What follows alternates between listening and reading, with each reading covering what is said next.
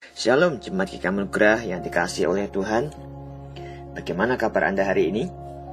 Saya yakin kita semua ada di dalam perlindungan dan pemeliharaan Tuhan. Dan biarlah setiap kita boleh menyediakan hati untuk diisi oleh kebenaran firman Tuhan melalui renungan hari ini, Jumat 15 Januari 2021. Tema kita hari ini adalah pikiran yang diperbaharui. Bacaan Alkitab terambil dari Roma 12 ayat 2 yang berbunyi demikian. Janganlah kamu menjadi serupa dengan dunia ini, tetapi berubahlah oleh pembaharuan budimu, sehingga kamu dapat membedakan manakah kehendak Allah, yang baik, yang berkenan kepada Allah, dan yang sempurna.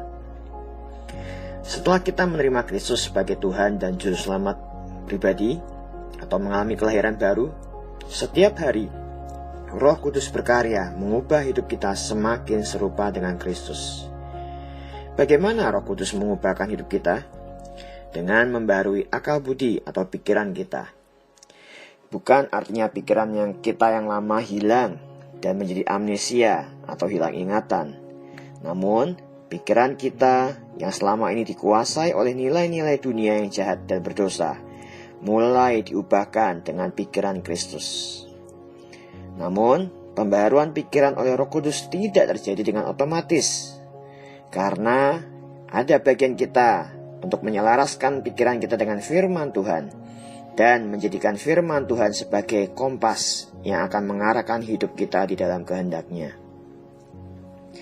Beberapa tahun lalu saya membaca buku yang ditulis oleh Joyce Meyer berjudul Pikiran Adalah Medan Perang.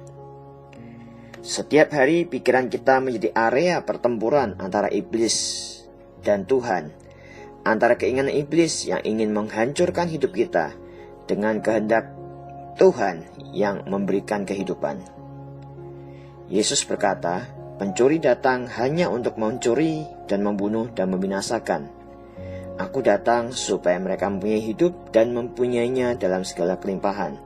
Yohanes 10 ayat 10. Ketika hidup kita mengalami masa-masa yang sulit dalam pekerjaan, keluarga, dan pikiran kita mulai dipenuhi dengan kekhawatiran tentang bagaimana aku akan memenuhi kebutuhan keluargaku, bagaimana aku akan membayar biaya sekolah anak-anakku, dan berbagai pertanyaan lainnya. Saat itu kita punya dua pilihan. Membiarkan pikiran kita dikendalikan oleh si jahat yang akan mencuri damai sejahtera dan sukacita Kristus dalam hidup kita, sehingga yang nampak dari wajah kita adalah murung, stres, dan ujung-ujungnya kita tidak bisa tidur, tidak nafsu makan, dan lain sebagainya.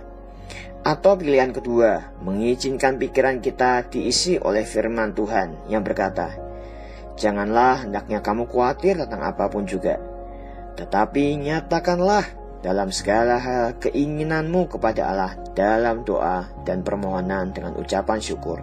Filipi 4 ayat 6. Dan hasilnya akan terlihat di ayat 7. Maka damai sejahtera Allah yang melampaui segala akal akan memelihara hati dan pikiranmu dalam Kristus Yesus.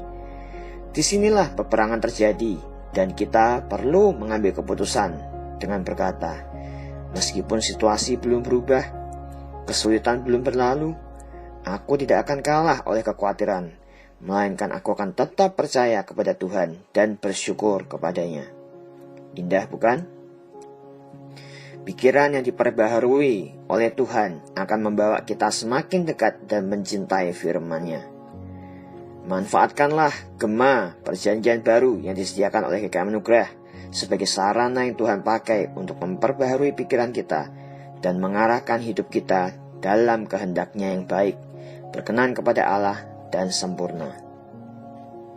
Terima kasih Tuhan Yesus, karena setiap hari Engkau memperbaharui pikiran kami melalui kebenaran firman Tuhan. Oleh karena itu biarlah hidup kami boleh semakin diarahkan, hidup kami boleh semakin mencintai firman Tuhan, sehingga hidup kami akan menggenapi rencana Tuhan, kehendak Tuhan yang baik, yang berkenan kepada Tuhan dan sempurna. Terima kasih untuk firman-Mu. Tolong setiap kami, tolong setiap anak-anak-Mu, tolong setiap jemaat GKI Anugerah yang mendengarkan firman Tuhan ini. Di dalam nama Tuhan Yesus kami berdoa. Amin.